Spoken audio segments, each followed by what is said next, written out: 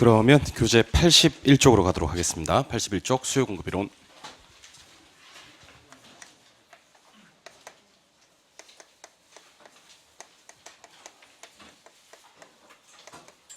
자, 시험에서는 경제로는 한 5문제 정도 출제가 되는데 5문제 이상의 비중을 지니는 부분입니다. 제가 첫 수업에서 말씀드렸습니다만은 수요 공급이나 투자론이나 감정평가론은 이해하는 데 시간이 많이 걸리고요. 한 번에 이해할 수가 그래 없는 부분. 특히 시험 막판에 이제 시간이 쫓기다 보면 더 안 되는 부분이에요. 그래서 수요 공급 이론은 지금처럼 약간 시간적 여유가 있을 때 공부를 조금 많이 해 놓으시면 좋은 그런 파트입니다. 뒤로 갈수록 어려워집니다. 그 경제론은 특히 이제 수요 공급과 경기 변동으로 나뉘어지는데 경기 변동은 뭐 별로 중요하지 않습니다. 이게 한 번만 들으면 쉽게 이해가 되는 그런 부분이고 부동산 경제론의 핵심은 요 수요 공급 이론이라고 생각을 하시면 좋을 것 같아요. 그래서 수요 공급과 관련되는 내용을 5개를 배울 겁니다. 일단 5개를 배우고 마지막에 경기 변동. 경기 변동은 시험에 나오는 부분도 거의 정해져 있어요. 첫 번째 수요 공급 이론에서 우리가 공부하셔야 될 내용은 유량이라는 개념과 저량이라는 개념인데요. 유량은 일정 기간 관련 개념이고 저량은 일정 시점 관련되는 개념입니다. 그래서 기간 플로우의 유량과 시점 스톡의 저량을 비교하셔야 됩니다. 두 번째, 한 끗 차이긴 한데 수요량의 변화와 수요의 변화라는 게 있습니다. 수요량은요, 해당자와의 가격이 변해서 곡선상에서 점이 이동하는 것이라면 수요의 변화는 해당자와 가격 이외가 변해서 곡선 자체가 이렇게 좌측 우측으로 움직이는 것을 수요의 변화라고 합니다. 그런데 수요량을 변화시키는 원인은 해당자와의 가격 한 놈밖에 없으니까 우리는 수요의 변화, 해당자와 가격 이외의 요인에 대해서 좀 더 자세하게 살펴볼 겁니다. 가격 이외에. 근데 수요 변화 요인 중에서 나머지 애들은 역시 시험장 가서 즉석에서 해결하셔도 되는데요. 수요 변화 요인 중에서 특히 그 소득이라는 놈하고요. 대체재 보완재 관련되는 개념이 있습니다. 대체재 보완재. 그래서 제가 나중에 소득의 정열중 해서 정상재, 열등재, 중간재 하고요. 교차의 대보독에서 대체재 보완재, 특히 대체재 보완재는 상당히 중요하다는 생각을 하셔야 됩니다. 네 번째가 균형인데요. 균형은 두 가지를 공부합니다. 우리 부동산학 개론 공부하면서 처음으로 계산 문제가 나오는 게 균형에서 나옵니다. 그러니까 QD 얼마, QS 얼마 자료 보고 균형 가격 구하시고 균형량 구하시오 하는 계산과 균형의 이동. 균형점에서 수요가 증가해버렸다. 그때 가격가량이 어떻게 변하느냐. 수요 감소했다. 공급이 증가했다. 공급이 감소했다. 이때 가격가량이 어떻게 변하느냐. 심지어 수요 공급이 둘 다 변했을 때 가격가량이 어떻게 변하느냐. 심지어 누가 크다면 짝 같다면 이런 게 나오기도 하고요. 심지어 완전 탄력적이거나 완전 비탄력적일 때 어떻게 변하느냐. 조금 더 난이도를 주면 탄력적일 때는 가격이 덜 변하고 양이 더 변한다고 배우거든요. 비탄력적일 때는 가격이 더 변하고 양이 덜 변한다고 배우세요. 요거는 더 많이 변하고 더 적게 변하는 그 폭까지도 정리를 하셔야 됩니다. 갈수록 어려워집니다. 다섯 번째가 탄력성입니다. 탄력성이 수요 공급의 마지막인데요. 탄력성의 종류는 역시 여기서도 계산을 공부하셔야 됩니다. 탄력성 계산 공부하셔야 되고 탄력성의 종류가 4가지가 우리가 배우시게 됩니다. 수요의 가격 탄력성, 수요의 소득 탄력성, 수요의 교차 탄력성, 공급의 가격 탄력성. 그래서 일단 수요와 관련되는 탄력성을 3개 배우십니다. 수요의 가격, 수요의 소득, 수요의 교차 탄력성을 배우시고 공급 관련되어서는 공급의 가격 탄력성 하나만 배우십니다. 마지막으로 이제 경기 변동을 배우실 건데 경기 변동에서는 제일 중요한 게 부동산 경기의 순환 국면별 특징이라고 해서 회복 상향 시장에서는 매도자 매수자 중 누가 중시되고 옛날 가격을 상한선으로 볼 거냐 하한선으로 볼 거냐, 후퇴 시장 하향 시장은 어떠냐, 그리고 안정 시장 이런 시장에 대해서 공부를 할 거고, 거미집 이론이라고 해서 이렇게 안으로 말려 들어가는 모양을 수렴형이라고 그러고 밖으로 나가는 모양을 발산형이라고 하는데 수렴형과 발산형의 거미집 모형에 대한 정리를 하시게 될 겁니다. 그래서 갑자기 좀 어려워지는 파트가 나오니까 정신을 집중하시고 잘 들으셔야 될 것 같아요. 여기 중에서 1번부터 5번까지가 수요 공급 이론이고 6번이 이제 경기 변동 이론입니다. 그러니까 결국 압도적으로 경제론에서는 수요 공급 이론 비중이 높다라는 걸 기억하시고, 수요 공급 이론은 수업 들을 때보다 언제 더 어렵냐면 문제를 풀 때 더 어렵습니다. 그래서 많은 문제들을 소화해 주시면 좋고, 혹시 1차만 지금 준비하시는 분들은요, 3, 4월 달에 목표를 요 기본서 안에 있는 문제들을 갖다가 한 개도 빠짐없이 한 3번 정도 본다 라는 목표를 잡으시고요. 동차를 준비하시는 분들은 개론하고 민법, 특히 1차 과목 교재 안에 있는 문제들을 최소 한 번에서 2번 정도는 본다라는 목표를 잡으시면 좋습니다. 교재만 읽는다고 점수가 잘 나오는 게 아니고 교재 안에 있는 문제들을 갖다가 파악하시는 것도 상당히 중요합니다. 문제를 푼다라는 느낌보다는 문제를 확인한다는 느낌도 괜찮아요. 이런 문제들이 시험에 나오는 거구나. 지금은 당장 내가 이거를 못 풀지만 이런 문제들이 나오니까 이론 공부할 때 이런 식으로 공부해야 되겠구나라는 설정 방향 제시를 받아보시면 좋습니다. 자, 그럼 지금부터 수요 공급 이론 출발하겠습니다. 자, 수요 공급 이론 출발하기 전에 제일 먼저 해야 될 행동은 수요가 뭔지 또는 공급이 뭔지 요것을 정의해 봐야 될 것 같아요. 자, 수요란 일정 기간 소비자가 재화나 서비스를 구매하고자 하는 욕구를 말합니다. 구매하고자 하는 욕구. 그러면 일정 기간 판매하고자 하는 욕구는 공급이라고 얘기를 합니다. 그 물결 표시 자리에 구매 들어가면 수요, 판매 들어가면 공급. 일정 기간 구매하고자 하는 욕구는 수요, 일정 기간 판매하고자 하는 욕구는 공급입니다. 요때 일정 기간을 갖다 우리는 유량의 개념이다 라고 불러요. 그 수요 공급은 일정 기간을 명시해야 되는 유량의 개념입니다. 이유를 알려드립니다. 자, 수요와 공급은 몇 개를 사겠다, 몇 개를 팔겠다는 개념인데 산다, 판다보다 더 중요한 게 얼마 동안에 그걸 사고 얼마 동안에 파는지가 훨씬 중요할 수가 있습니다. 제가 항상 예를 드는 게 빵을 10개 먹는 사람이 있고 빵을 1개 먹는 사람이 있는데 누가 더 빵을 많이 먹어요? 그럼 여러분들은 몰라요? 라고 하셔야 돼요. 자, 빵을 10개를 먹는데 평생 동안 빵을 10개 먹는 사람이 있다고 칩시다. 평생 동안.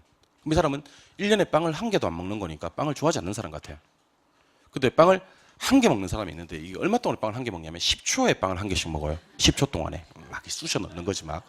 이 사람은 1개 먹지만 빵을 많이 먹는 게 되는 거죠. 결국 10개, 100개, 1개 이런 개념보다 훨씬 더 중요한 개념이 얼마 동안에 1개인지 얼마 동안에 100개인지가 중요할 수 있다. 수요공급은 일정 기간 명시해야 되는 유량의 개념이다. 두 번째, 수요공급은 구매한 게 아니에요. 구매하려고 하는 거예요. 그러니까 아직 사기 전이다.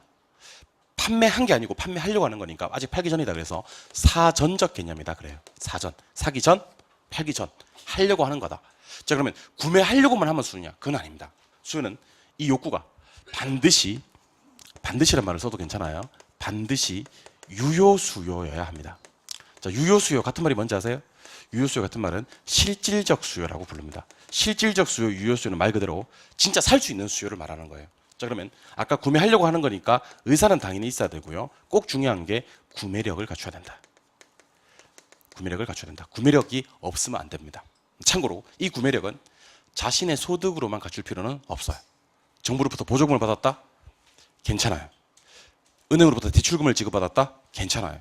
구매력을 어떻게 갖추었는지를 묻지 않으나 구매력이 있을 때만 우리는 유효한 수요, 실질적 수요라고 얘기를 한다. 자, 그러면 수요공급은 세 가지 개념을 기억하시는 겁니다. 일정 기간, 유량 개념. 구매하려고 하는 거, 사전적 개념. 반드시 의사와 구매력까지 갖춘 유효 수요일 것. 근데 이곳에 객관식 시험이다 보니까 대응되는 개념을 다 기억을 하셔야 됩니다. 대응되는 개념. 먼저 일정 기간에 대응되는 개념은 일정 시점이고요. 일정 시점을 우리는 절량이라 그래요. 그래서 요게 한 파트가 됩니다. 시험에 나오는 한 테마가 된다고요. 그래서 기간 개념인 유량과 시점 개념인 절량을 구분하는 게 상당히 중요합니다. 그럼 나머지 애들은 한번 듣고 넘어가셔도 돼. 자, 하고자 하는 사전적 개념에 대응되는 개념은 사후적 개념인데 얘는 별로 안 중요합니다. 사후적 개념이 아니라 사전적 개념이다. 이렇게만 기억하시면 돼. 근데 이건 하나 기억하셔야 돼. 유효수요에 대응되는 개념은 잠재수요라고 불러요. 그리고 또는 예비수요라고 불러요. 자, 근데 요 단어 잠재란 단어나 예비란 단어는 현 상태에서는 뒤에 게 아닐 때 쓰는 말이에요. 그러면 잠재수요나 예비수요는 일단 수요도 아니다. 아니라고 생각하셔야 됩니다. 수요 붙어 있어도 앞에 잠재란 말이나 예비란 단어가 띄우면 그건 수요가 아닐 때 쓰는 말이에요. 여러분들 예비신랑이라고 할게요. 예비신랑은 현 상태에서는 신랑이 아니지만 앞으로 신랑이 될 수는 있겠지. 그런 의미예요. 따라서 우리는 유효수요, 구매의사가 있고 구매력이 있는 유효수요만 수요라 그래요. 이것만 디맨드라고 얘기를 합니다. 디맨드. 그러니까 얘만 수요라는 얘기입니다. 그럼 잠재수요는 뭐냐? 구매의사는 있는데 구매력이 없어. 얘는 단순히 사고 싶어만 하는 거야. 실제로 수요로 연결되지는 않습니다. 구매력이 없어서. 사고만 싶어해. 그럼 이거는 우리가 소요라고 불러요. 소요는 영어로 needs라고, 영어로 표현하면 완전히 다른 말이죠. 그러니까 수요, 소요, 유효 수요와 잠재 수요를 구분하는 기준은 구매 의사입니까? 구매력입니까? 구매력까지 구분하는 거예요. 구매력이 있으면 유효 수요, 수요로 가는 거고요. 구매력이 없으면 잠재 수요, 소요로 가는 겁니다. 그래서 수요는 반드시 유효 수요여야만 한다. 그래도 이렇게 나와도 맞다는 얘기예요. 잠재 수요나 예비 수요는 수요니까 아니니까? 아니니까. 걔는 뭐니까? 소요니까. 이해하셨어요? 예, 그러니까 유효 수요와 잠재 수요를 구분하는 기준은 구매력이고요. 우리는 구매력이 있는 유효한 수요만 진짜 디맨드 수요라고 하고, 잠재 수요, 예비 수요는 수요 붙어 있어도 구매력이 없기 때문에 소요라고 부른다. 기억하시기 바랍니다. 요거는 참고. 핵심은 유량과 재량입니다. 자, 재량, 유량, 재량 공부하러 가요. 자, 오늘 수업부터는 상당히 중요합니다. 오늘 수업 이제 오늘 수요 공급 다 덜 끝낼 거예요. 근데 참고로 수요 공급 오늘은 덜 끝내는 게 좋아. 왜냐하면 균형과 탄력성 같은 게 남을 것 같은데, 균형과 탄력성은 이렇게 수업 거의 마치는 시점에서 좀 이렇게 급하게 서둘러서 마치는 느낌보다는 우리가 그래도 그나마 아침 10시에 만났을 때는 그나마 정신이 좀 있거든요. 그때 맑은 정신으로 공부하는 게 좋습니다. 그러니까 좀 중요한 것들은 좀 맑은 정신으로 공부하는 게 저는 좀 좋지 않나라는 생각도 들어요. 진도를 갖다가 그렇게 맞춰 드릴 테니까 맑은 정신으로 공부하게끔 그렇게 해드릴게요. 근데 지금 하는 부분은 쉬워요. 한번 볼래요? 자, 지금 제가 여러분들한테 소개해 드릴 건 유량하고요, 저량하고를 소개해 드릴 거예요. 일단 유량부터 소개해 드리겠습니다. 유량은 일정 기간이에요. 영어로는 flow예요. flow. 한자로는 흐를 유자로 표시하면 돼요. 흐를 유자. 이게 유량이에요. 그림으로 표시해 드릴까? 시작점이 있고 끝점이 있고 한번 흘러줘야 돼. 이걸 유량이라 그래요. 저량은 일정 기간이 아니라 일정 시점을 얘기하는 거예요. 영어로는 스톡이라고 얘기를 해요. 한자로 표현하면 요런 저자를 쓰는데, 요런 저자를 갖다 우리는 쌀 저자, 가둘 저자라 그래요. 저수지, 그림 한번 그려드릴까? 저수지에 물이 가두어져 있고 요 시점을 딱 찍어서 우리는 저량이라고 불러요. 그래서 유량은 일정 기간 플로우에 흐를 유자 쓰고요, 저량은 일정 시점 스톡에 쌀 저자, 가둘 저자를 씁니다. 됐나요? 예. 자, 그러면 왜 유량과 저량은 함께 공부를 해야 될까에 대해서 먼저 고민 한번 해보도록 하겠습니다. 자, 실판 보죠. 실제로 유량과 저량은 뗄래야 뗄 수 없는 그런 관계거든요. 자, 보세요. 제가 만약에 이런 얘기를 했다고 칩시다. 2018년 1월 1일. 요거는 시점입니다. 그리고 시점은 저량이라고 했고요. 2018년 12월 31일. 요것도 시점입니다. 방금 요거는 저량이라고 했고요. 다만 요거는 시점이긴 한데 기초. 요거는 말이 되는 겁니다. 자, 그러면 혹시 제가 만약에 2018년 1월 1일부터 2018년 12월 31일까지 그래버리면 1년 동안이라는 기간이 나오면서 이거는 유량이 돼버립니다. 그래서 유량과 저량을 같이 공부할 수밖에 없는 이유가 시점과 시점 사이가 기간이니까. 그러니까 저량과 저량 사이 유량이 있으니까 유량과 저량은 뗄래야 뗄 수 없는 관계입니다. 유량만 따로 존재하는 게 아니고 누가 나와줘야, 저량이 나와줘야 그 사이가 뭐니까 유량이니까. 즉 시점과 시점 사이가 기간이니까 유량과 저량을 같이 공부하는 겁니다. 아니 쌤, 그러면 시점과 시점 사이는 무조건 기간인가? 예, 그렇습니다. 쌤, 그러면 저량과 저량 사이는 무조건 유량이겠네? 예, 그렇습니다. 그럼 아무거나 한번 찍어볼게요. 5월 1일, 5월 31일. 그래버리면 이거는 한 달 동안 되어버립니다. 월요일, 일요일 그래버리면 요거는 일주일 동안 되어버립니다. 0시, 24시 그래버리면 요거는 하루 동안 되어버립니다. 그러니까 우리는 유량과 저량을 같이 공부할 수밖에 없는 겁니다. 시점과 시점 사이가 기간이니까, 저량과 저량 사이에 유량이 있으니까. 누가 여러분들 묻습니다. 유량과 저량을 왜 같이 공부합니까? 라고 얘기를 하면 여러분들은 뭐라고 대답하셔야 하면, 유량과 저량은 따로따로 존재하는 것이 아니라 무엇과 무엇 사이가 무엇이니까, 저량과 저량 사이가 유량이니까 우리는 유량과 저량을 같이 공부한다, 이렇게 얘기하시면 됩니다. 이런 것조차도 얘기할 수 있는 사람이 많이 없어요. 그런 채로 공부를 하다가 이렇게 6개월씩 1년씩 하는 거예요. 그리고 유량과 저량은 아는데 왜 유량과 저량을 같이 공부해야 되는지 모르는 거지. 여러분들은 개론생 잘 만난 거지. 왜 유량과 저량을 같이 공부해야 되는지 아니까. 유량과 저량은 따로따로 존재하는 게 아니라 무엇과 무엇 사이가 무엇이니까, 저량과 저량 사이가 유량이니까 유량과 저량 같이 공부합니다. 자, 그런데 경제 변수들이 상당히 많이 있습니다. 한번 들어보실래요? 임대료 지대하는 개념도 있고요, 가격 가치 집가하는 개념도 있어요. 소득과 수익하는 개념도 있고요, 인구, 재산, 자산 국부하는 개념도 있어요. 그다음에 주택 거래량, 국민 총생산, 국내 총생산 이런 개념도 있고요, 외채, 외환 보유액 이런 개념도 있습니다. 그리고 신규로 주택을 만드는 경우도 있고요, 기존에 있는 주택, 재고 주택이 있을 수도 있다는 겁니다. 근데 어떤 개념이 나올 때 유량의 개념이고 어떤 경제 변수가 나올 때 저량의 개념인지가 시험의 첫 번째 관문이 됩니다. 수요공급 이론에서는.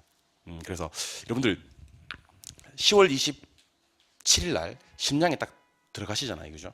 그러면 여러분들이 9시 반에 시험 치기 전에 한 5분 정도 전에 1차 시험지를 받게 돼요. 그러면 1차 시험지를 딱 주고 5분 정도 전해주고 뭐 인쇄 상태 확인하라 뭐 그러거든요. 머리 위에 손 올리라까지는 아니지만 인쇄 상태를 확인하고 덮으라고 할 거예요. 그럼 딱 덮습니다. 그죠? 근데 여러분들이 인쇄 상태 확인하려고 앞면을 딱 덮기잖아요. 그죠? 앞면을 갖다 첫 번째 장을 딱 넘기는 순간 1번부터 3번까지가 A형 기준으로 총론이에요. 그리고 4번부터 한 7번까지 정도 나올 것 같거든요. 6번이나 7번까지. 그게 다 수요공급이에요. 그러니까 결국 총론이나 수요공급 이론은요, 그 시험의 첫인상을 좌우하는 상당히 중요한 파트입니다. 그래서 수요공급 잘하시는 분들은 시험을 산뜻하게 출발해요. 산뜻하게. 근데 수요공급 못하시는 분들은 시험을 찝찝하게 출발해요. 찝찝하게. 있잖아, 왜? 찝찝한 거 있잖아, 왜? 뭐 이렇게 문제는 풀었으나 정답은 아닌 것 같고 막 그런 느낌 있잖아. 그런 느낌을 시험 전체를 잡으면 안 좋아. 그래서 제가 수요 공급 이론은 5문제가 나오지만 그 이상의 의미를 지니는 파트라고 하는 이유가 바로 거기에 있습니다. 그래서 혹시 수요 공급 해도 안 되시는 분들은요, 1페이지부터 풀지 말고 2장을 넘겨서 푸시는 게 좋을 것 같아요. 아예 첫 장을 보지 말고. 근데 수요 공급 못하는 사람이 두째 장을 잘하느냐? 뭐 또 그것도 아니에요. 잘할 것 같아? 그렇지도 않아. 그러니까 어쨌든 수요 공부는 우리가 극복해야 될 과제가 아닌가라는 생각이 들어요. 오늘 저랑 열심히 수업해서 이번 주 다음 주 열심히 수업해서 수요 공급 이론 한번 끝내보셔야 됩니다. 이제 알겠죠? 근데 이렇게 끝내는 게 아니라 그랬어요. 마지막에 집에 가서 문제도 같이 풀어줘야 됩니다. 지난주 숙제 냈는 거 숙제 해왔어요? 좀 이따 검사하겠습니다. 숙제 보자. 안 했지? 안 했지. 딱 관상이 숙제 안 할 관상이야 내 보니까. 이 많은 사람들 중에서 100명이 넘는 사람 중에 내가 하나 쩍 찍은 숙제 안 했잖아. 네. 또 보자. 자, 얼굴 들어. 관상학적으로 숙제 안 할 관상들이 있다니까, 내가 보니까. 자, 일단 집안 보세요. 네. 천천히 합시다. 자, 그럼 어떤 게 일정 기간 유리한 개념이고 어떤 게 일정 시점 절한 개념인지를 확인해 보도록 할 거예요. 자, 보세요. 일단 제가 임대료 지대라고 쓸 거고요. 임대료 지대. 가격, 가치, 지가라고 쓸 거예요.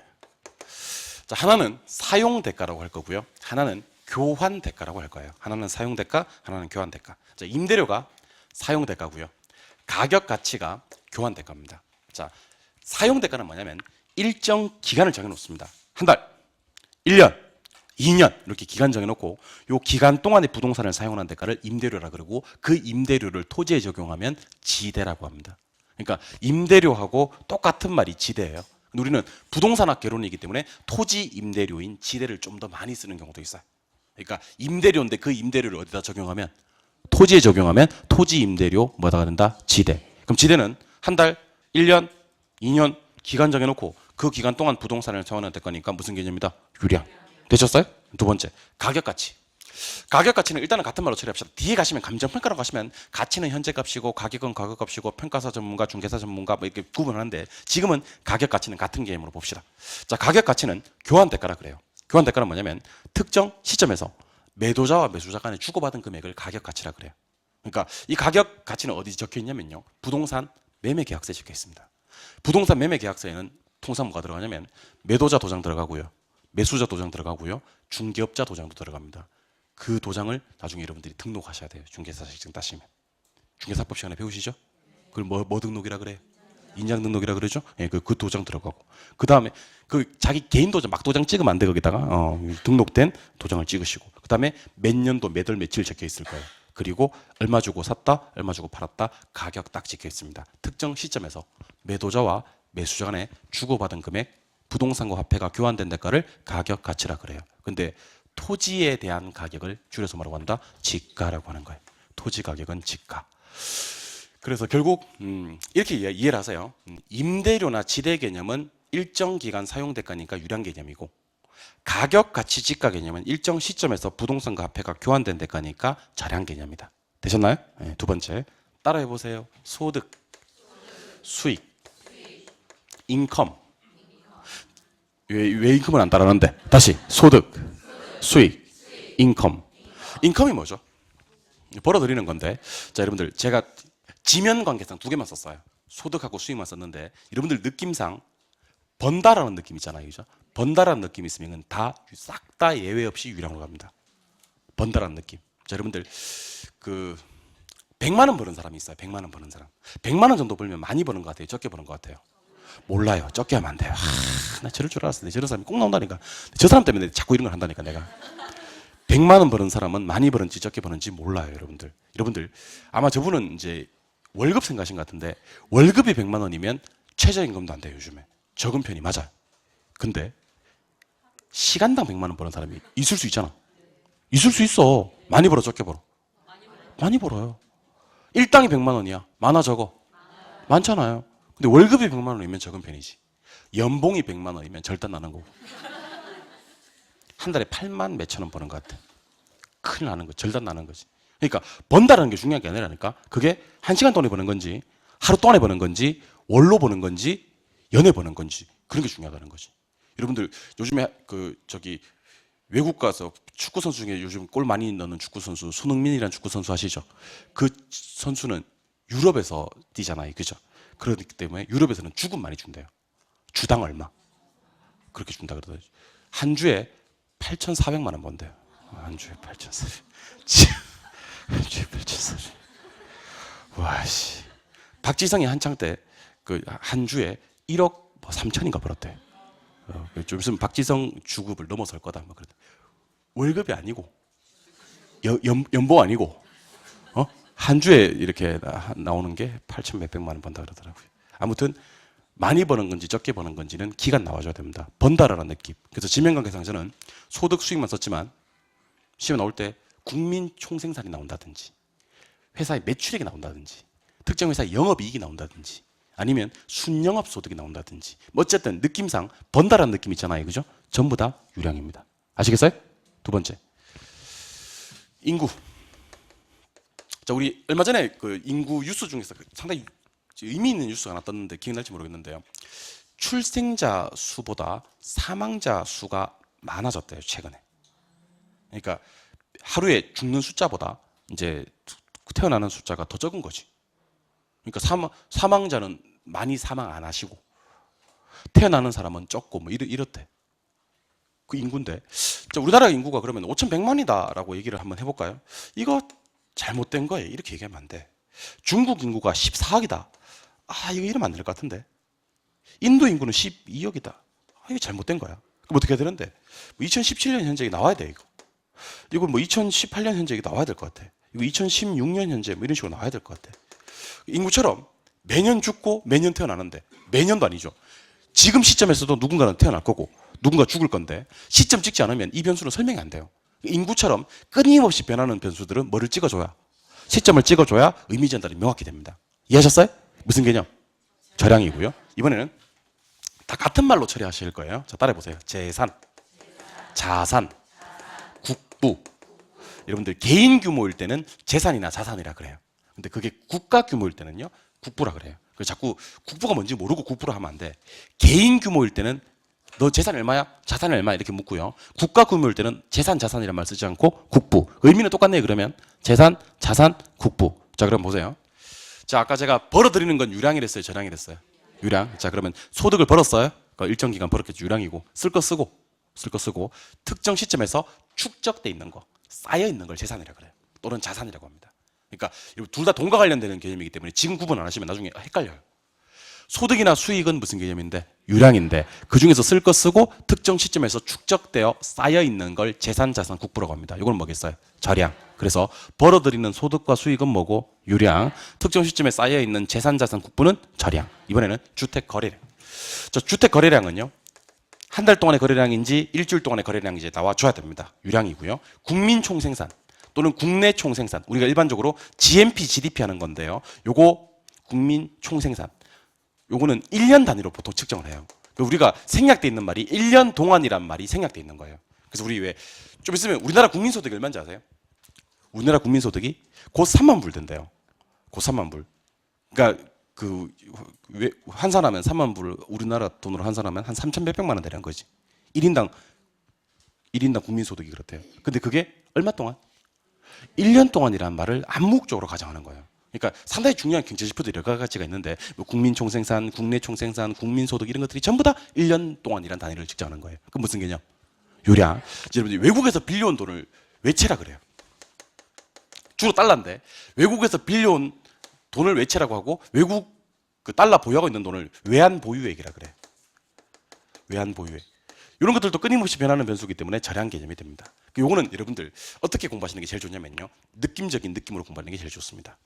어떻게 되시면 좋냐면 이해 됐습니다. 암기 됐습니다. 그러면 체득 되시면 제일 좋습니다. 체득. 체득이 뭐냐면 구구단 같은 거예요. 여러분 구구단을 이해합니까? 아니죠. 구구단을 매일 암기합니까? 아니죠. 하지만 언제 어디선지 물으면 나오죠. 그 구구단이 체득돼 있는 거예요. 여러분들 사팔에 이걸 사팔에 31을 외우고 있는 사람은 없잖아. 암기하고 있는 사람이나 이해하고 있는 사람은 없잖아. 근데 언제든지 물으면 나와야 돼. 그럼 제가 툭 찌르면 툭 대답하시기 바랍니다. 물을 테니까 대답하세요. 여러분들 저한테 유량과 절량을 대답할 수 있고 지금 암기시켜 드리겠습니다. 시점 스톡이 뭐죠? 절양. 기간 플로우는요? 유량. 출발합니다. 가격 가치 지가? 절양. 소득 수익? 유량. 지대 임대료? 유량. 그다음에 인구? 절양. 재산 자산 국부? 절양. 외채 외환 보유액? 절양. 국민 총생산? 유량. 국민 총생산은 얼마 단위로 측정한다 그랬어 보통? 1년. 주택 거래량? 유량. 1년이 뭐 1년. 유량. 이렇게. 유량. 오늘도 한 건. 매주 한 건씩 해요, 저분이. 그렇죠. 열심히 해요, 근데. 사람도 좋아 보이고. 숙제 했죠? 숙제.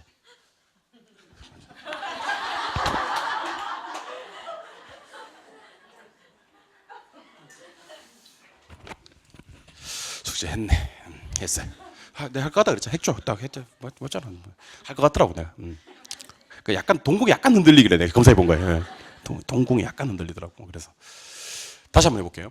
그러면 방금 제가 이제 유량이라고 했던 것들과 절양했던 것들이 있는데 한시도 잊어서는 안 됩니다. 우리가 배우시는 과목 부동산학입니다. 부동산학에서는요, 뭐를 따로 공부하셔야 되면 주택 공급이라는 걸 따로 공부하셔야 돼요. 근데 주택 공급은 종류가 두 가지가 있거든요. 하나는 새로 만드는 거, 신규 생산량이란 말이 있습니다. 신규 생산량. 두 번째는요, 중고. 근데 중고는 학문적 용어는 아니에요. 중고란 말 대신에 주택 재고량이란 말을 씁니다. 자, 그럼 시험에 나올 때 새 거는 그냥 신규란 말을 쓰거나 아니면 생산이란 말을 쓰면 돼. 알겠죠? 근데 중고는 중고라고 하지 않고 뭐라고 한다? 재고. 자, 부동산학이라는 걸 명심하셔야 됩니다. 특히 우리 주택을 가정해서 예를 들겠습니다. 주택을 공급할 때 신규로 생산하려면 착공해야 됩니까? 완공해야 됩니까? 건축기간 필요합니까? 그럼 신규로 생산하는 것은 무슨 개념? 유량. 무조건 유량입니다. 부동산을 만들어내는데 시점에서 공부할 수는 없는 거예요. 신규로는요. 알겠어요? 그러면 특정 시점에서는 신규로 공급이 불가합니다. 그럼 시점에서는 공급이 전혀 안 되느냐? 아닙니다. 이미 만들어져 있는 주택, 이미 만들어져 있는 기준주택, 우리는 무슨 주택이라 그래요? 재고주택이라고 하는데 요거 이미 만들어져 있잖아요. 오전에 한 놈 이사 나가 그랬어요. 이사 쏙 나갔어요. 1시간 만에 이사 갔어요.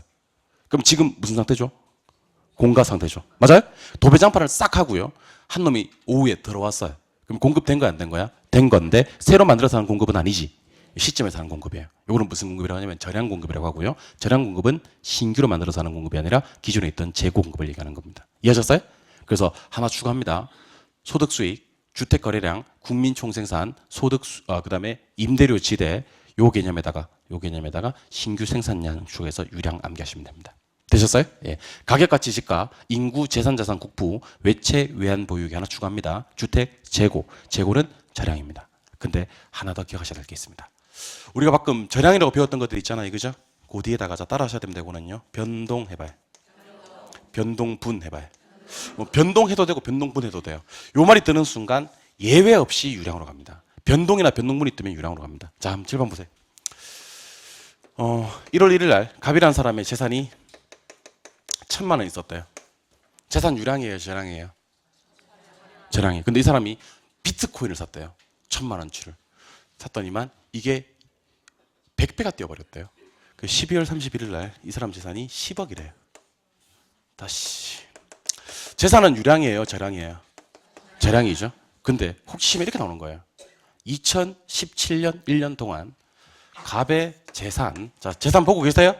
재산 변동이 얼마가 됐는데 이렇게 물어요.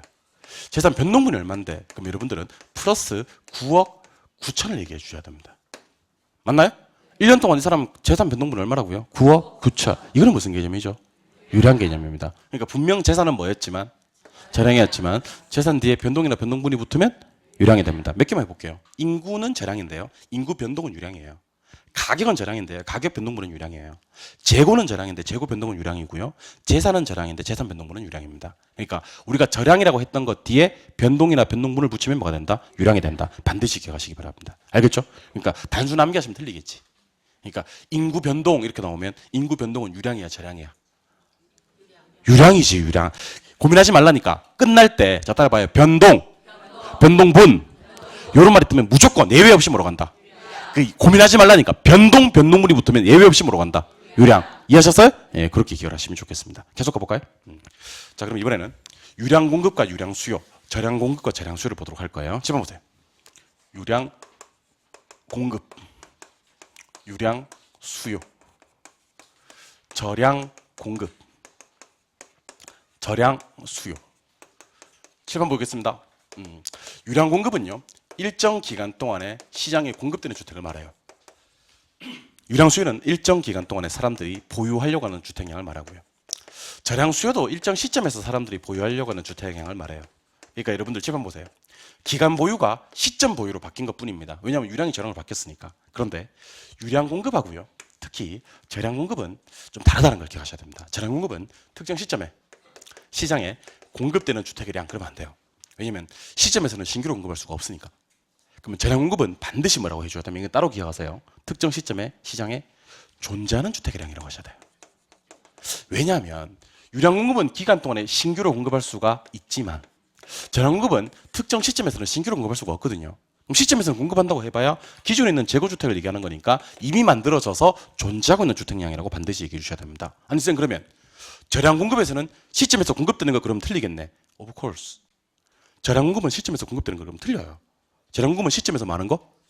꼭 존재하는 거 해야 됩니다. 유량 공급은 기간에 공급되는 게 맞는데 저량 공급은 시점에서 공급되는 게 아니라 시점에서 존재하는 거. 한 장 넘겨보셔서 82쪽으로 한번 가보세요. 자, 82쪽에 가시니까 하단부에 보충학습하고 보입니까? 근데 제일 밑에 보니까 예제가 예 해서 두 개 나옵니까? 그거 한번 읽어보겠습니다. 지난 얼마 동안? 1년 동안 몇 개가? 50만 개가 어떻게? 신규로 건설되었다. 그런 말 있나요? 근데 그 중에서 몇 개가? 10만 개가 미분양되었다. 자, 그러면 여기 지금 유량이라는 글자와 저량이라는 글자는 없잖아? 근데 여러분들 1년 동안 신규 건설이라는 말 보이시죠? 자, 보세요. 1년 동안 신규 건설된 건 기간 동안에 공급된 거 맞습니까? 그럼 요 단어만 보고 이게 유량 공급인지 아셔야 돼. 그럼 유량 공급은 몇 개다? 그러면 50만 개 이렇게 하시는 거예요. 이해하셨어요? 근데 그 중에서 몇 개가? 10만 개가 미분양됐다. 그럼 50만 개가 새로 건설되고요. 10만 개가 미분양됐으면 50만 개 중 몇만 개 사람이 안 살아? 10만 개 사람이 안 살아? 거꾸로 물을게요. 몇만 개 사람이 살아? 40만 개 사람이 살지? 그럼 1년 동안에 40만 개가 수요된 거예요. 이해하셨어요? 그래서 유량의 수요량은 몇 개? 40만 개 이렇게 얘기하는 겁니다. 근데 시험에서 어떻게 나오는지 아세요? 지문이가 나오고 저량의 공급량이 50만 개고 저량의 수요량이 40만 개다 이렇게 나오는 거지. 그럼 OX, X. 방금 50만, 40만은 글자 보니까 유량 공급과 유량 수요에 관한 설명입니다. 맞나요? 밑으로 한번 가볼까요? 현재 우리나라에 주택이 몇 채가 존재한다고요? 1000만 개가 존재한다고요? 현재 시점이지. 존재하고 있다는 말이 나왔지? 그럼 1000만 개는 뭐가 되냐면 저량의 공급량이 됩니다. 이 말 이해하셨어요? 근데 그 중에서 몇 개가 지금 빈집, 공가 상태에 있대요? 100만 개. 그럼 자, 해석합시다. 1000만 개가 존재하고 있었잖아요. 그 중에서 몇만 개 사람이 안 살아? 100만 개. 그럼 빼고 몇만 개 사람이 살아? 900만 개 사람이 살아? 그럼 시점에서 수요된 건 몇 개로 봐야 돼? 900만 개. 이게 저량의 수요량이 되는 겁니다. 이해하셨어요? 그러면 제가 여러분들 문제 패턴 알려드립니다. 일정 기간하고 신규 건설 사이에 있는 숫자가 유량 공급이에요. 이해하셨어요? 그 중에서 미분양된 거 빼면 유량 수요가 된다고. 현재하고 존재 사이에 있는 게 저량 공급이라고. 이해하셨어요? 거기에서 공가 상태에 있는 거 빼면 저량 수요가 된다고. 마르고 닳도록 기억하시기 바랍니다. 특히 저량 공급은 일정 시점에 공급되는 게 아니라 일정 시점에 뭐 되는 거라는 거, 존재하는 거라는 걸 기억하시기 바랍니다. 됐나요? 네. 두 번째. 유량 저량 끝났습니다. 이번에는 수요 법칙과 공급 법칙, 법칙에 대해서 공부를 할 겁니다. 법칙은 PQ의 관계입니다. P는, 자, 따라해보세요. PQ. 제가 QP라 그랬나요? PQ라 그랬나요? PQ 기억하세요. PQ. PQ 기억하세요. 법칙은 뭐다? PQ다. 법칙은 PQ다. P가 뭐죠? 프라이스입니다. 프라이스 가격입니다. 가격. 근데 수요공급 이론에서는 가격 대신에 임대료 하셔도 뭐 돼요. 임대료 하셔도 돼. 그러니까 균형 가격과 같은 말은 균형 임대료. 수요의 가격 탄력성 대신에 쓸 수 있는 말 수요의 임대료 탄력성. 유량재량 빼고는요. 수요공급 이론에서 가격과 임대료 구분하지 않습니다. 유량재량에서만 구분하고요. 그거 빼고는 수요공급 이론에서는 가격과 임대료 구분할 수 있습니다. Q는요. 여기서 Q는 퀄리티, 질이 아닙니다. 퀀티티입니다. 퀀티티. 퀀티티가 뭐죠? 양입니다. 량. 근데 그 디맨드가 아까 제가 디맨드가 수요라고 했고요. 아까 제가 서플라이가 제가 아까 공급이라고 했었죠. 맞아요? 그럼 Q 뒤에다가 디맨드 붙이면 양은 양인데 무슨 양? 수요랑 Q대 S를 붙이면 양은 양인데 무슨 양? 공급량이 되는 겁니다. 이해하셨나요? 근데 여러분들 저는 여러분들 법칙 공부할 때 꼭 이거 했으면 좋겠습니다. 여러분들 원인이 있고요. 결과가 있거든요. 원인이 있고 결과가 있거든요. 원인을 갖다 우리는 독립변수라고 합니다. 독립변수. 결과를 갖다가 따를 종, 결과 종자 써서 종속변수라고 합니다. 종속변수요. 자, 그럼 칠판 보시고요. 항상 원인은 P고요. 항상 결과가 Q예요. 알겠죠? 누가 먼저 변하는 거예요? 가격이 먼저 변하는 거예요. 그에 따라 반응하는 뭐예요? 양이 법칙이에요. 이해하셨어요? 그 법칙은 QP야, PQ야. 그러니까 제가 무슨 얘기를 할 거냐면, 자, 보세요. 무슨 얘기를 할 거냐면, 요게 P고 요게 Q인데, 자, 봐봐요. 가격이 상승하면 수요량이 어떻게 변하느냐를 물을 거예요. 가격이 상승하면 수요량이 준다 그래요. 가격이 하락하면 수요량은 는다 그러고. 무슨 이해하셨어요? 그러니까 가격이 비싸지면 사람들은 많이 살려고 해요, 안 살려고 해요? 안 살려고 해요. 반대로 가격이 싸지면 많이 살려고 해요. 근데 나중에 우리가 어떤 게 배우는 줄 아세요? 수요가 증가되면 가격이 어떻게 됩니까? 이걸 배운다고. 그럼 이거는 법칙이야, 아니야? 아니야. 요거는 QP잖아, QP. 이거는 PQ가 아니잖아. 그때는요, 수요가 증가되면 가격이 상승한다 그래요. 수요가 증가되면 가격은 상승하고 양은 증가된다 그러거든요. 참. 그럼 수요가 감소되면 가격이 어떻게 되냐면 하락을 해요. 근데 내가 나중에 뭐라고 할 거냐면 가격과 수요량 사이의 관계를 수요 법칙이라고 하고 수요 법칙은 반비례라고 얘기를 할 거예요. 뭐라고요? 반비례. 근데 나중에 저한테 와서 선생님 수요와 가격은 비례니까 법칙은 잘못된 거네. 이거는 원인과 결과가 아예 달라진 개념으로서 지금 설명하는 게 아니고 균형해서 설명하는 거예요. 어디서? 자, 균형 상태에서 수요가 증가되면 가격은 상승하고 양은 증가된다고 배우세요. 수요가 감소되면 가격은 하락하고 양은 감소된다고 배우시고, 요거는요 법칙이에요. 법칙. 법칙은요 법칙은 QP의 관계가 아니고 PQ의 관계예요. 뭐가 먼저 원인이 돼야 돼? 가격. 항상 원인은 가격이에요. 항상 원인은 가격이에요. 가격이 상승하면 수요량 줄고요. 가격이 하락하면 수요량 늘어요. 가격이 상승하면 공급량은 늘고요. 가격이 하락하면 공급량은 감소하거든요. 항상 법칙은 독립변수 원인이 가격이고요. 종속변수 결과가 양이에요. 이해하셨어요? PQ라고 QP라고. PQ 기억하시기 바랍니다. 알겠어요? 자, 그럼 우리가 배우셔야 될 법칙 두 개 법칙만 보십니다. 지금 보세요. 우리가 배우셔야 될 법칙은 수요의 법칙과 공급의 법칙을 배우시게 됩니다. 수요 법칙과 공급의 법칙을 배우시게 됩니다. 법칙은 무조건 PQ입니다. 법칙은 무조건 PQ라고요. 이게 원인이 되고요. 이게 결과가 됩니다. 이게 독립변수가 되고요. 이게 종속변수가 됩니다. 자, 그럼 갑니다. 여기다 디맨드 붙일게요. 그럼 가격과 양은 양인데 무슨 양? 수요량. 가격과 수요량 사이의 관계입니다. 맞아요? 이거는 S 붙일게요. 서플라이. 그러면 이거는 가격과 양은 양인데 무슨 양? 공급량. 아까 수요 공급이론에서 배웠습니다. 수요 공급은 구매한 거라 그랬어요? 하고자 하는 거라 그랬어요? 하고자 하는 거. 판매한 거라 그랬어요? 판매하려고 하는 거라 그랬어요? 하려고 하는 거. 그럼 사후적 개념, 사전적 개념. 그러면 여러분들 제가 물으면 여러분들은 저한테 살려고만 해주시고 팔려고만 해주세요. 실제로 사지는 마세요. 왜냐면 수요와 공급이 사전적 개념이니까 살려고만 하시고 팔려고만 하시면 돼. 알겠어요? 사전적 개념이니까. 자, 그럼 가격이 비싸지면 많이 살려고 하고 적게 살려고 하고 적게 살려고 하고 가격이 싸지면 많이 살려고 하죠. 그럼 가격과 수요량은 같은 방향 움직여요? 반대 방향 움직여요? 반대 방향 움직이는 걸 세 글자로 뭐라 그래요? 반비례. 반비례를 한 글자로 역이라 그래요. 역을 보로 표시하면 마이너스고요. 얘를 그래프상에 표시하면 우하향. 따라해봐요. 우하향. 한다 그래요. 그래서 여러분들 자 손가락 두 개 꺼내 보세요. 따라하세요. PQ. 두 번째 손가락이 뭐? P. 세 번째가 Q. PQ는 이렇게 움직여요. 이렇게 움직여요. 그 가격과 수요량은 비례 반비례. 반비례. 반비례 한 글자로. 역을 부호로. 그래프상에 표시하면 우하향. 그래서 우리 사이에 여러분 수요 법칙 한번 해주세요. 그럼 우리 사이에 쌤이 수요 법칙이란 가격과 수요량 사이의 반비례 역 마이너스 관계요. 우하향하는 관계 그러지 마시고 수요 법칙 뭐예요? 그러면 요래 해주시면 저는 여러분들이 수요 법칙을 아는 것으로 간주하도록 하겠습니다. 수요 법칙 해주세요. 이게 뭔데요? 가격이고 이게 가격이랑 반대로 움직이는 거예요. 그래서 나중에 우리 뒤에 가시면 어떤 거 배우시면 이런 거 배우신다. 잘 봐요. 잘 봐야 돼. 수요의 가격 탄력성 이런 걸 배우세요.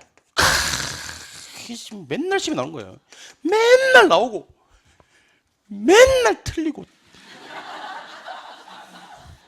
맨날 나오는 게 수요의 가격 탄력성인데 수요의 가격 탄력성은 공식이 어떻게 되냐면 가격의 변화율분의 수요량의 변화율이에요.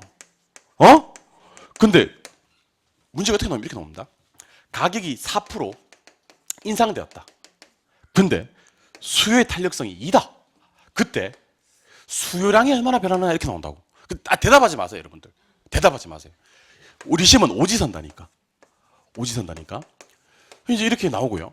1번이 이제 그 4% 증가. 2번이 4% 감소. 3번이 8% 증가. 4번이 8% 감소. 5번이 변화 없음. 뭐 이딴 식으로 나와요. 설마 변화가 없겠어? 자, 그러면 일단 여러분들 이 문제 풀 때는요. 어떻게 풀어야 되는지 아세요? 이 문제를 어떻게 푸냐면 가격이 뭐 됐어요? 가격이 상승했죠? 이런 수요법칙 알아요? 몰라요?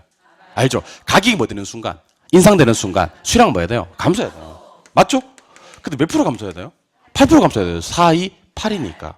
이해하셨어요? 그럼 답은 8% 감소해요. 답은 몇 번이죠? 답은 4번이거든요. 근데 상당히 많은 수험생들이 3번을 체크합니다. 진짜입니다, 여러분들. 농담이 아닙니다. 여러분들 자고 같이 있을 때 배울 때만 법칙을 알지 집에 보내면요. 핵심이 8%가 아니거든요. 8%는 9단 할 줄 알아도 8%를 해요. 4, 2, 8. 4단 약하신 분들 2단 해도 돼요. 2, 4, 8. 그러면 8%가 중요한 게 아니고 감소가 중요한 거예요.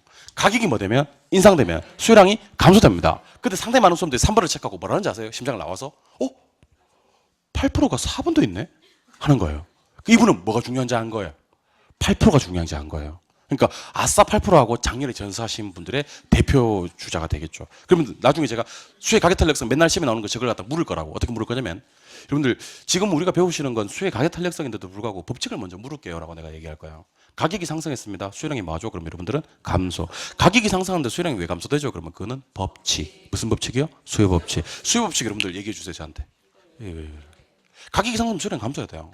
가격이 하락하면 수요량은 뭐 해야 되고요? 증가해야 되고요. 그게 수요 법칙이니까요. 가격과 수요는 어떻게 움직인다? 반비례. 한 글자로 역, 부호로 마이너스. 그래프상에 표시하면 우하향. 반드시 가시기 바랍니다. 알겠죠? 수요 법칙은 언제 어디서나 적용됩니다. 이게 여기서만 적용되는 게 아니고 탄력성이 가건 어디 가든 가격이 상승하면 수요량이 감소되고 가격이 하락하면 수요량이 증가되는 건 법칙이니까 무조건 적용된다고요.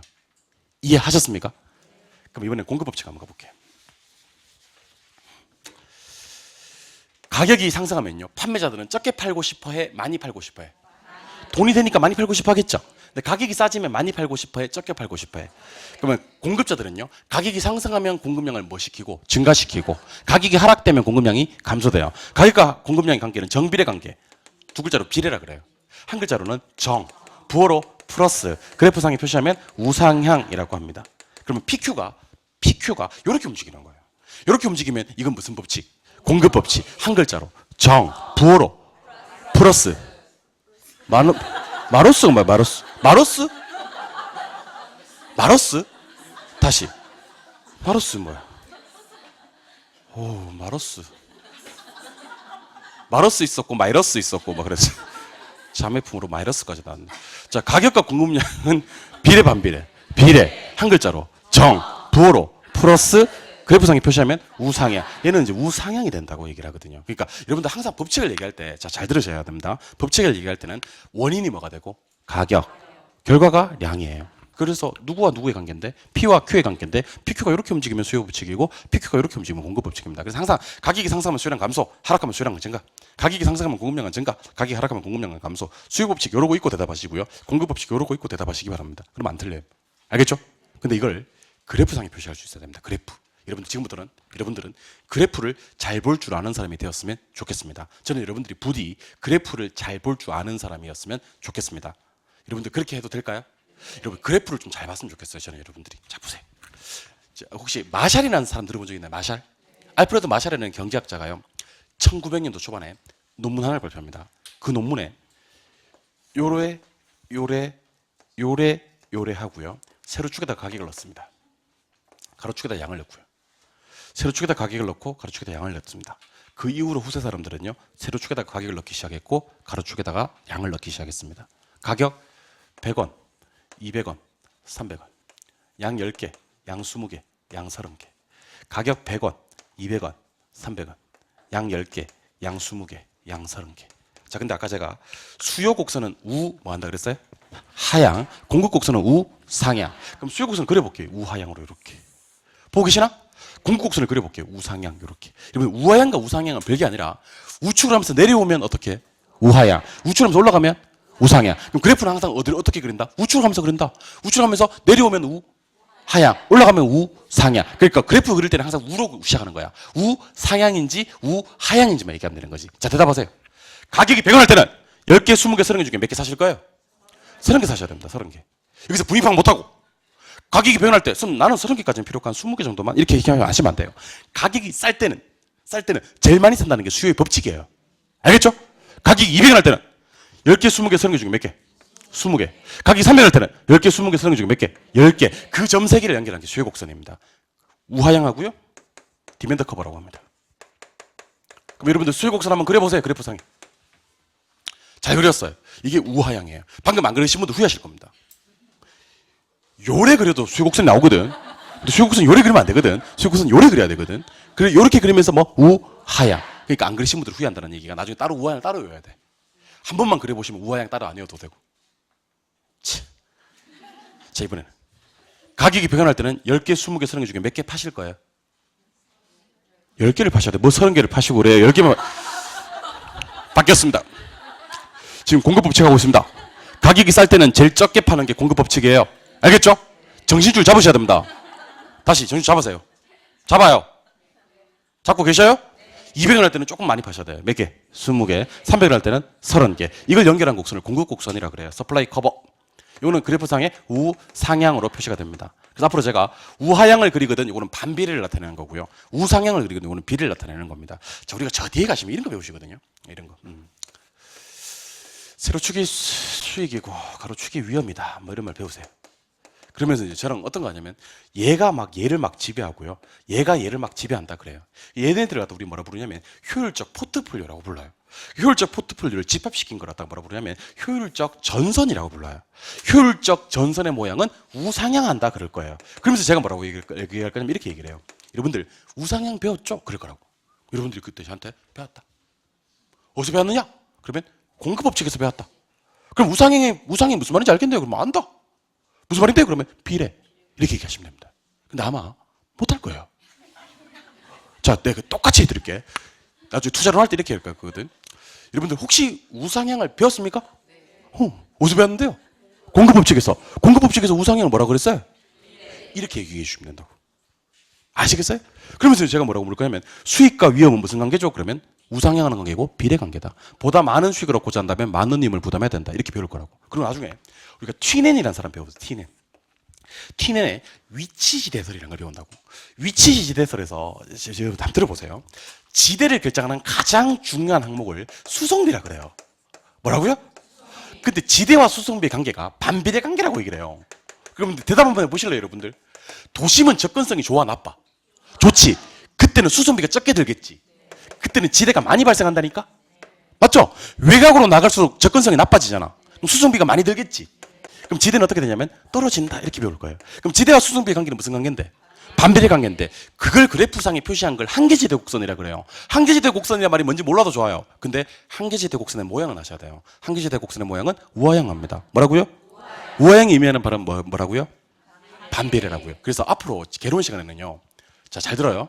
반비례, 역, 마이너스, 우하향 구분 없이 씁니다. 같은 말이에요. 싹 다. 다시 비례, 정, 플러스, 우상향 구분 없이 씁니다. 싹 다 같은 말이에요. 이해하셨어요? 반비례 한 글자로 역 한 글자 역 부호로 그래프에 표시하면 싹 다 같은 말이라고 이게. 자, 비례 한 글자로 부호로 그래프상에 표시하면 싹 다 같은 말이에요. 그럼 제 입에서 우상향 나오면 이건 두 글자로 비례 한 글자로 정 부호로 플러스 제가 부호로 마이너스 띄우면 세 글자로 반비례 한 글자로 역 그래프상에 표시하면 우하향 싹 다 같은 말이에요 이게. 그래서 나중에 이런 것도 배웁니다. 열등제라고 배우세요. 근데 열등제가 소득 수요의 관계가 마이너스라고 얘기할 거거든요. 제가 마이너스라고 이 수요의 소득 탄력성이 마이너스라고 얘기할 거야. 그러면 열등제는 소득이 많으면 증가되면 수요가 많고 감소되고 소득이 많으면 감소되면 수요가 많다 증가된다. 마이너스란 말이 세 글자로 한 글자로 부호로 그래프에 표시하면 구분 없이 쓰시기 바라요. 이해하셨어요? 자, 그러면 그동안 떨어져 있던 우하향하는 수요 곡선과 우상향하는 공급곡선을 하나의 그래프에서 만나게 해드리겠습니다. 자, 7번 보세요. 세로축은 가격이요. 가로축은 양이요. 우하향하는 곡선 디맨드 커버 수요 곡선이요. 우상향하는 곡선 서플라이 커버 공급 곡선이요. 이게 디맨드 커버 수요 곡선이고요. 여기 서플라이 커버 공급 곡선이에요. 만나는 점이 보이실 건데요. 이걸 균형이라 그래요. 그리고 자, 균형에서는 두 가지 결정이 됩니다. 균형에서 결정되는 가격을 균형 가격이라 그래요. 균형에서 결정되는 양을 균형양이라 그러고, 항상 세로축에 형성되는 게 가격이고요. 가로축에 형성되는 게 양이라는 걸 기억하셔야 됩니다. 그럼 여러분들 이해를 돕기 위해서 10개, 20개, 30개라고 쓸게요. 100원, 200원, 300원이라고 쓸게요. 그럼 대답해 주셔요. 지금 현재 균형 가격은 얼마? 200. 균형양은 몇 개? 20개. 자, 그러면 판매자들은 얼마에 팔겠다? 200에 팔겠다. 수요자들은 몇 개에 사겠다? 200에 사겠다. 그럼 200 거래가 되는 거예요. 물건 몇 개를? 20개를. 그게 시장에서 형성되는 균형 가격과 균형 양이에요. 자, 그런데 어떤 이유로 균형 가격이 200에서 300으로, 200에서 100으로 변할 수 있어요. 200에서 300 가는 걸 균형 가격이 상승했다 그러고요. 200에서 100 가는 걸 균형 가격이 하락했다 그래요. 여러분들 어떠한 경우에도요. 가격은 상승했다 하락했다라고 표시합니다. 가격은 증가했다 감소했다고 얘기하지 않습니다. 가격은 상하를 움직이고요. 종축을 담당합니다. 가격은요. 상승 하락이라고 읽습니다. 뭐라고요?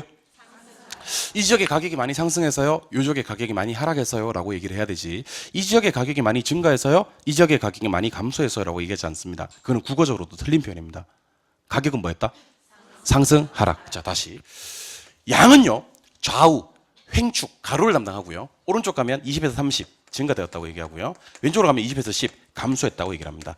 양은요, 좌우를 담당합니다. 횡축을 담당하고요. 얘는 증가 감소라고 읽습니다. 그래서 어떠한 경우에도요, 양이 많이 상승해서 말이지, 이 지역에 양이 많이 하락해서 말이지, 그렇게 얘기하지 않는다는 겁니다. 양은 뭐요? 증가 감소. 가격은 상승 하락. 자, 그러면 가격은 상승 하락입니다. 양은 증가 감소입니다. 잘 봐요. 이건 가격 상승, 이거는 가격 하락이라고 읽습니다. 양 증가, 양 감소라고 읽습니다. 다시 이거 상승, 요거 하락. 뭐가? 가격이. 요거 증가, 요거 감소. 뭐가? 양이. 7번 보세요. 여기 있던 균형점이요.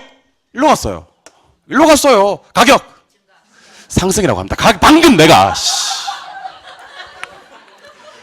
방금 한 10초 지났나 이제. 방금 두 번 하는 동안 10초 지났네. 방금 내가 상승이라고 하라 그랬잖아요. 가격은 상승한 거예요. 양은 뭐 했고? 증가했고. 이분은 양부터 먼저 대답한 것 같아. 그쵸? 이분이 모르는 사람은 아니에요. tuk제도 했고 모르는 사람 아닌데. 가격은 뭐 했고? 상승. 양은 증가. 가격이 왜 상승했죠? 올라갔으니까요. 아니, 뭘 법칙이 그건 아닌데. 그건 딴 건데. 말만 하면 법칙이래. 그게 아니고. 가격은 올라갔으니까 상승해요. 양은 왜 증가했죠? 오른쪽 갔으니까 증가한 거예요. 이해하셨어요? 그래서 제가 이제 이렇게 물을 거예요. 왜라고 물을 거예요? 가격이 왜 상승했죠? 그럼 턱으로 대답하세요. 양은 왜 증가했어요? 그럼 턱으로 대답하세요. 턱으로 대답할 수 있겠어요? 그게 이유예요. 가격은 왜 상승이라고 읽어요? 올라갔으니까. 양은 왜 증가했어요? 오른쪽 갔으니까. 다시. 여기 잘 있던 균형점 일로 왔어요. 가격 하락에 양 증가예요. 다시 가격 하락 양 증가. 가격 왜 하락? 하면 양은 왜 증가? 그렇지. 예, 이렇게. 방금 요분 요래하다 걸렸어요. 예. 자, 읽어보세요. 가격 상승에 양 감소. 가격 하락에 양 감소. 자, 빨리 한번 확인해 드릴게요. 가격 상승 양 증가, 가격 하락 양 증가, 가격 하락 양 감소, 가격 상승 양 감소. 됐나요? 요거 4개 말고 4개가 더 있습니다. 자, 여기 있던 균형점 일로 왔습니다. 가격 상승의 양 불변이라고 합니다. 가격은 상승한 게 맞는데 양은 왼쪽도 오른쪽도 가지 않았기 때문에 양 불변. 이것도 엄청 중요합니다. 다시. 가격 하락의 양 불변 이렇게 얘기를 합니다. 가격 불변의 양 증가 이렇게 얘기합니다. 가격 불변의 양 감소 이렇게 얘기를 합니다. 그래서 제가 좀 빠르게 읽어드릴 테니까 7번 보세요. 가격 상승의 양 증가, 가격 불변의 양 증가, 가격 하락의 양 증가, 가격 하락의 양 불변, 가격 하락의 양 감소, 가격 불변의 양 감소, 가격 상승의 양 감소, 가격 상승의 양 불변. 이렇게 균형점이 이동하는 경우의 수는 8가지가 있습니다. 나중에 휴심할 때 한 바퀴 돌아보세요. 가격 상승량 증가, 가격 불변량 증가, 가격 하락량 증가. 가격 하락량 불변, 가격 하락량 감소, 가격 불변량 감소, 가격 상승량 감소, 가격 상승량 불변. 이렇게 한 바퀴 돌아보시기 바래요. 되셨어요? 이게 균형의 이동입니다. 이번에는 수요 법칙 다시 옵니다.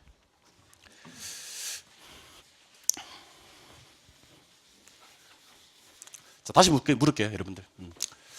가격이 많으면 상승하면 수요량은 뭐하고 감소하고, 가격이 많으면 하락하면 수요량은 증가합니다. 가격과 수요량 사이 관계 반비례, 한 글자로 역. 그래프상 표시하면 우하양, 부호로 표시하면 마이너스. 근데 수요 법칙이 누가 왜 일어나나요? 라고 물어요. 이유를 물어요.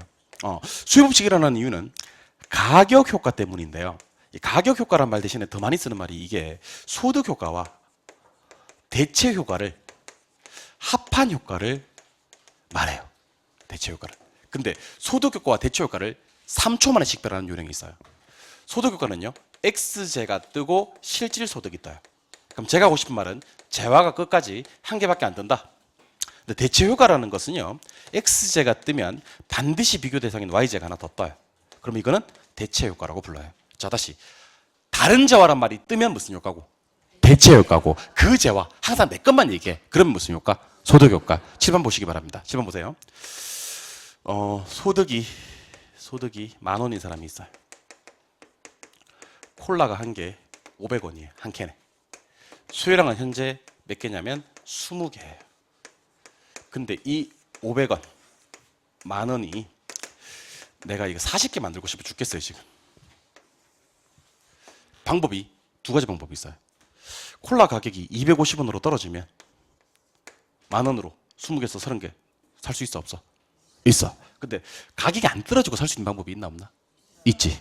소득이 20,000원으로 증가되면요, 20,000원 증가되면 수요량이 20개에서 40개가 됩니다. 자, 그러면 가격 많은 거랑 떨어지는 거랑 소득 뭐 되는 거는, 증가되는 것은 같은 효과 맞습니까? 예. 이렇게 해서 수요 법칙을 설명하면 소득 효과라 그래요. 자, 그러면 갑시다.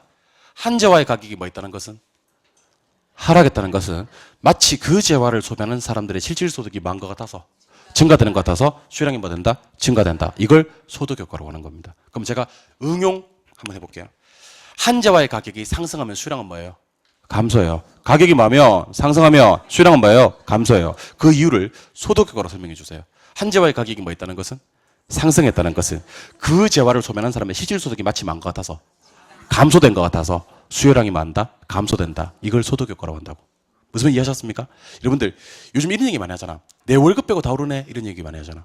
자, 그러면 어떤 물건의 가격이 많으면, 상승하면 그 재화의 수요량을 줄일 수밖에 없는데, 그 이유가 소득은 가만히 있다 하더라도 가격이 많은 순간, 오르는 순간 내 소득이 많은 것 같아, 감소되는 것 같아. 그럼 많이 살 수 있어, 없어? 없어. 그렇게 수요 법칙을 설명하면 소득 효과라고. 이해되셨어요? 표정이 왜 이래 근데?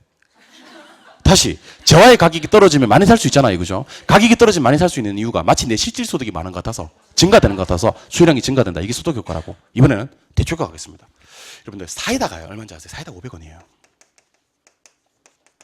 근데 사이다 몇 개 사는지 아세요? 사람들이 20개 사요. 콜라도 얼마냐면 500원이에요. 근데 이 콜라 몇 개 사는지 아세요? 콜라 수요량이 20개예요.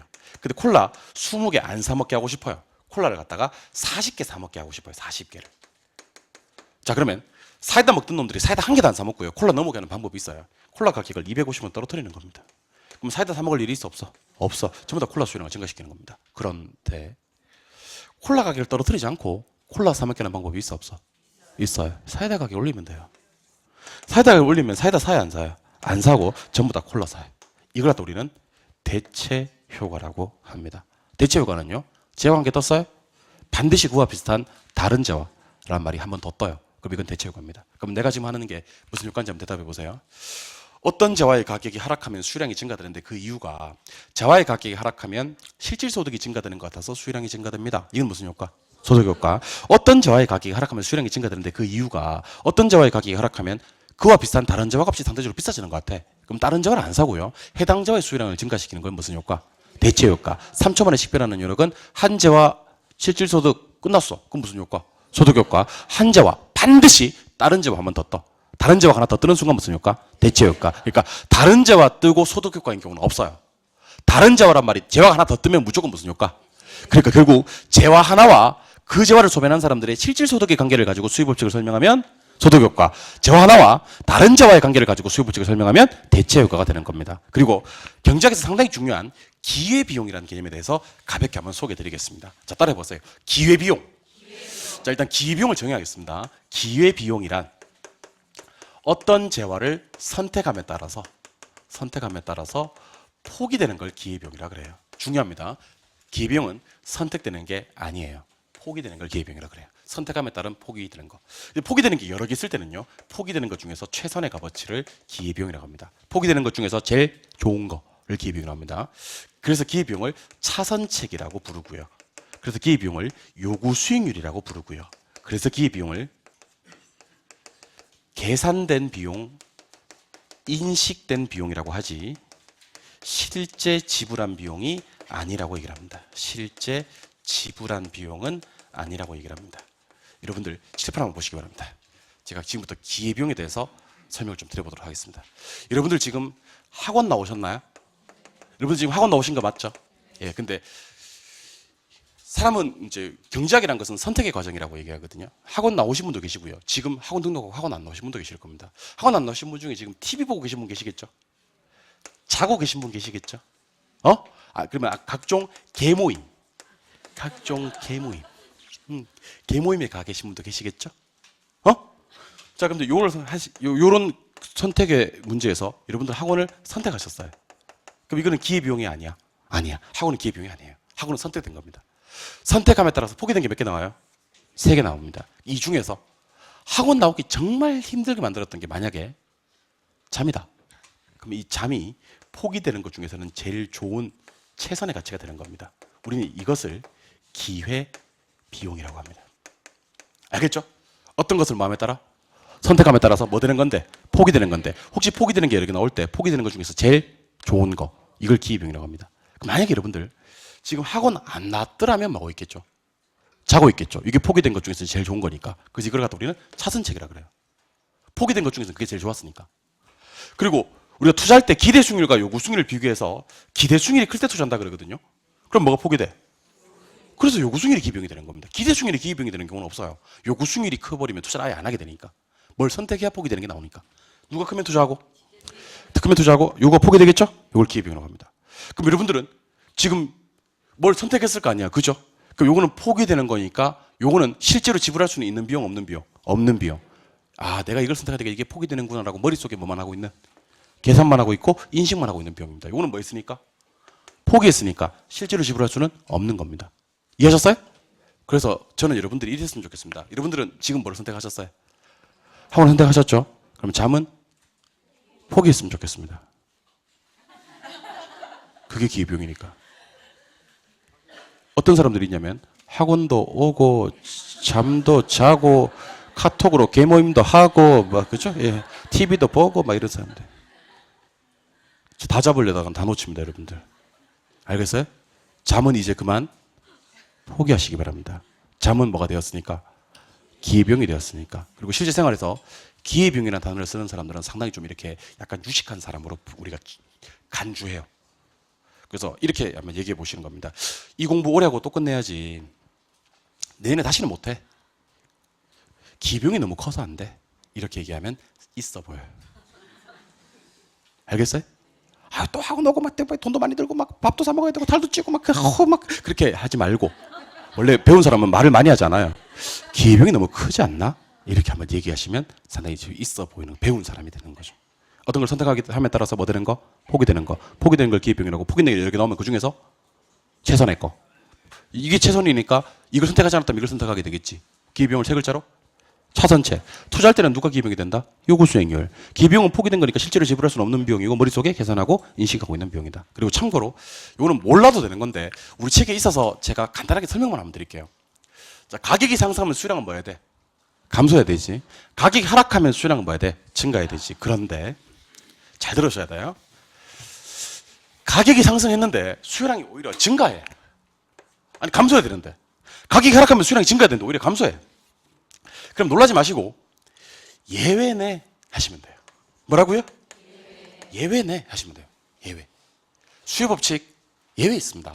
첫 번째, 가격이 상승할 때 오히려 수요량이 증가되는 재화를 갖다 우리는 베블렌 효과라고 그래요. 자, 베블렌 효과는요, 주로 사치제에서 볼 수 있는 저하인데요, 과시성 소비에서 쓰이는 저하입니다. 무슨 말인지 알려드립니다. 자, 우리 롯데백화점에 그 밍크 코트를 하나 걸어놨어요. 밍크 코트. 밍크 코트를 걸었는데 1,000만 원 써붙여놨더니만 사람들이 10개를 사려고 하더래. 근데 2,000만 원 써붙여놨더니만 20개를 사려고 하더래. 3,000만 원 써붙여놨더니만 30개를 사려고 하더래. 가격이 많으니까? 비싸니까. 오히려 수요량이 뭐 되는? 증가되는 그런 현상을 베블렌 효과라고 합니다. 여러분들, 사치제는 소비하는 목적이 과시성 소비인 경우가 많죠.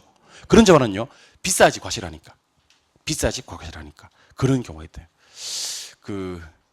그래서 실제로 그런 데서는 베블렌 효과를 활용해서 고가 전략을 많이 펴니다. 명품 같은 경우는 가격을 일부러 올리는 경우도 있습니다. 일부러 세일도 잘 안 하고. 왜냐면 그래야지 사람들 인식에 이거 과시를 많이 할 수 있는, 이건 세일 안 하는 거잖아, 이렇게 과시하려고. 이거 이번에 저기 남편이 사줬다, 이렇게 과시하려고, 자랑하려고. 그렇죠? 남편이 뭐 이렇게 면봉 사줬다 그렇게 자랑하지는 않잖아요. 응? 우리 남편이 이 얇은 면봉 사줬다 이렇게 자랑하지는 않잖아요. 그러면 과시를 못하니까. 가격이 많을 때, 비쌀 때 더 많이 구매하려는 심리 현상을 베블렌 효과라 그래요. 일리는 있죠, 그죠? 예, 이번에는 이거 한번 해보겠습니다. 원래 가격이 싸지면 수량은 증가해야 됩니다. 근데 가격이 싸질 때 오히려 수량이 감소되는 저하를, 뭐 다 그런 건 아닌데 기펜제라 그래요. 기펜제는 열등제에서 볼 수 있는 점입니다. 기펜, 영국 사람인데요. 자, 7번 보시죠. 우리 정상제라는 제가 있고요, 열등제라는 제가 있어요. 7번 보세요. 여러분들, 65인치 UHD TV 이거 좋아요, 안 좋아요? 좋죠. 근데 20인치짜리 둥그런 곡면 TV 이거 좋아요, 안 좋아요? 안 좋죠, 그죠? 그래요? 예. 그러면 요건 좋은 거를 우등제 또는 정상제라 그래요. 좋은 거 뭐라고요? 우등제, 정상제. 나쁜 거 열등제. 근데 여러분들, 이 열등제도 예전에는 신형이었을 겁니다. 무슨 말이냐면, 우리 전자제품은 신형, 구형 이런 얘기 많이 하잖아요, 그죠? 신형, 자동차도 신형, 구형 그런 얘기 많이 하고요. 예전에 그 칼라 TV 처음 나왔을 때 인치 수 기억하세요?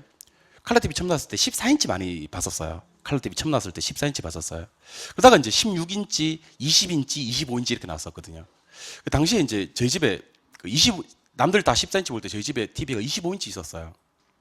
골드스타 이렇게 돼 있는 거, 금성에서, 그때는, 지금도 TV는 금성이 잘 만들지만 LG, 금성, 골드스타, 그 골드스타 우리 25인치 있었어요. 그때 사람들이 저희 집에 와서 뭐라 그랬냐면 영화관에 온 기분이다 그랬었어요. 25인치 TV를 보고 14인치 보다가 25인치 보니까. 근데 30인치 나오면 25인치 가격은 어떻게 돼요? 떨어지겠죠. 평면 TV 나오면 더 떨어지겠죠. LCD LED 나오면 더 떨어지겠죠. 제 기억에 그때 그 가격이 200만 원 가까이 있었어요. 제가 무슨 얘기를 하고 싶냐면 좀 살았다는 얘기를 하고 싶은 거예요. 집이 좀 살았었다. 알겠죠? 예. 좀 이렇게 약간 이렇게 해다니는 건 그냥 이렇게 아무렇게나 해다니는 것 같은 약간 귀티 나고 그러지 않나요? 좀 있는 집 자식 같지 않나요? 이런 식으로 나오면 내 열심히 강의 안 합니다. 아니, 더러워도 이렇게 내 기분 맞춰줘야 돼. 싫어요? 뭐 심 안 나오는 것만 막 좀 맞춰줘. 예, 그럼 열심히 할게요. 귀티 나요? 네. 표정이 썩었어요, 요즘. 다음 시간에 질문할 거예요. 예. 그럼 자, 보세요. 요 제품도 원래는 200만 원 했을 때가 있었는데 신제품 나오니까 150만 원, 신제품 나오니까 100만 원, 또 신제품 나오니까 50만 원. 가격이 자꾸 나오고 있죠. 떨어지고 있죠. 맞죠? 더 이상 구형이 되어버린 열등제인 이 제화를 사람들이 사더라 안 사더라? 안 사더라는 얘기입니다. 그러니까 예를 들면 지금 스마트폰 중에 제일 싼 폰이 아마 갤럭시 S1, S2 이런 거 제일 쌀 거예요. 10,000원, 20,000원 주면 살 거야. 근데 더 이상 구형이 되어버린 갤럭시 1과 2를 사람들이 잘 사, 안 사? 안 사. 가격이 싸도 그런 열등제는 이제 구식이 되어버렸기 때문에 안 사. 그런 제화라도 우리는 기펜제라 불러요. 열등제에서 주로 볼 수 있는 제화입니다. 원래 열등제와 기펜제랑 완전 일치하는 말은 사실은 아닌데 그렇게 이해해도 돼요. 시간이 잘 안 나오는 거니까. 그러니까 이렇게만 이해합시다. 원래 가격이 싸면 수량은 감소해야 되는데 가격이 비쌀 때 과시성 소비로 더 많이 구매하려는 심리 현상을 무슨 효과를 한다? 베블렌 효과라고 한다.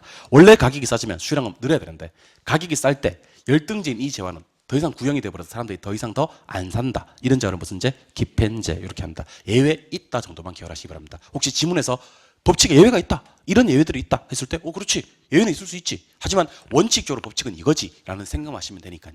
아시겠어요? 여기까지 교재는 어떻게 표현되어 있는지 한번 가보도록 할게요. 교재 81쪽입니다. 교재 81쪽에 가시니까 1번에 수요의 개념 찾았습니까? 옆에 밑줄을 그어줍니다. 제목 옆에. 제목 옆에 유량의 개념, 사전적 개념, 유효, 수요 3개. 1번에 수요의 개념 옆에 유량의 개념, 사전적 개념, 유효, 수요 밑줄을 다 그었습니까? 예. 밑으로 가시니까 가로 1번에 유량의 개념이란 말이 있고 핵심 정리 있죠? 그거 별표 하나 때려 놓으시고요. 1번 유량과 2번 저량을 묶어 두시기 바랍니다. 요거는 꼭 기억하세요. 유량과 저량. 한 장 넘겨보십니다. 한 장 넘겨보시니까 박스 하나 보이죠? 박스 위에다 별표 한번 더 때려주시고요. 당구장 표시 1번에 밑줄을 쭉 꺼놓습니다. 당구장 표시 1번에. 저량의 변동분은 곧 뭐가 된다? 유량이 된다. 즉 주택 재고는 뭐지만 저량이지만 주택 재고의 변동은 뭐다? 유량이다. 밑줄 쭉 꺼놓으시면 됩니다. 그리고 가로 3번으로 가시니까 유효 수요 보입니까? 예, 그거 체크 표시 하나 하시고요. 유효 수요. 동그라미 1번, 2번, 3번을 묶으세요. 1번, 2번, 3번. 대답 좀 해주세요. 수요는 반드시 뭐를 수반해야 된다. 그래야지 유효 수요가 되는 거 맞습니까? 근데 이 구매력은 자신의 소득뿐만 아니라 뭐도 되고 금융대출금도 되고 정부의 보조금도 된다. 구입 능력이 없는 수요를 뭐라 부르는데 잠재 수요나 예비 수요라고 하는데 이 잠재 수요와 예비 수요는 수요다 아니다. 아니다. 굳이 표현하자면 뭐다? 소요. 영어로 뭐죠? 니즈. 그 밑에 보충학습 나옵니까? 별표 하나 때려주시고요. 1번에 주택 유량이란 말이 있습니까? 요거는 동그라미 1번하고 동그라미 2번만 묶어보아요. 묶어보았나요? 2번에 보시니까 주택 저량이란 말이 있습니까? 동그라미 1번과 2번을 묶어주시고 동그라미 1번은 체크를 한번 더 하세요. 그리고 아까 동그라미 1번이랑 비교해 볼게요. 주택 유량의 공급은 일정 뭐에 기간에 뭐 되는 거였지만 공급되는 거였지만 주택 저량의 공급량은 일정 시점에 공급되는 거 그러면 안 되고 시점이 많은 거 존재하는 거. 그리고 그 밑에 예 해서 예제 문제 2문제 있습니까? 그거는요 반드시 체크 표시를 하시고 한 번 더 풀어보시기 바랍니다.